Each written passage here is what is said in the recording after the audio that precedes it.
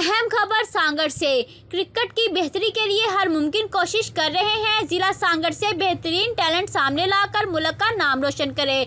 Regional सदर cricket association Mir Salman Talpur district cricket association की जानिब से शहजादपुर में inter club league district cricket championship का शहजादपुर में आगाज हो गया।